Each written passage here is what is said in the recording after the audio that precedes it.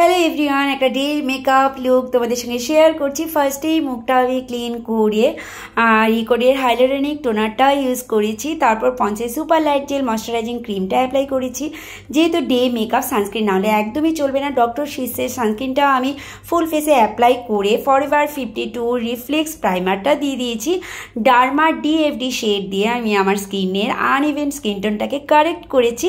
R রিকোডের fair and dark shade দুটো মিলে আমার শেডের ফাউন্ডেশনটা বানিয়ে আমি ফুল ফেসে অ্যাপ্লাই করেছি। আর রিকোডের ট্রান্সলেশন পাউডারটা দিয়ে মেকআপটা সেট করে দিয়েছি। আর কন্ট্যুর করেছি আমি শিলসের এই প্যালেটটা থেকে, আর এই কালারটা দিয়ে। খুবই ভালো একটা প্যালেট, যারা বিগিনার তারা নিতে পারো। আর আই ম্যাজিকের ব্লাশ প্যালেটটা, এটা আমার অল টাইম ফেভারিট, সেটা দিয়ে আমি ব্লাশ করে নিয়েছি। আর মেবলিনের একটা হাইলাইটার ইউজ করেছি, অল নাইটার ফিক্সার দিয়ে মেকআপটা ফিক্স করে দিয়েছি। পিএসসির ডার্ক ব্রাউন শেড পোমেড দিয়ে আইব্রোটা ড্র করেছি।